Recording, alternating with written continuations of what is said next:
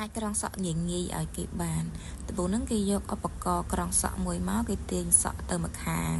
ហើយបន្ទាប់មកទៀតគេដាក់មកម្ខាងទៀតវត្តសក់ម្ខាងទៀតទាញមកដូចគ្នាទាញខ្វែងគ្នាចុះក្រោមអញ្ចឹងមក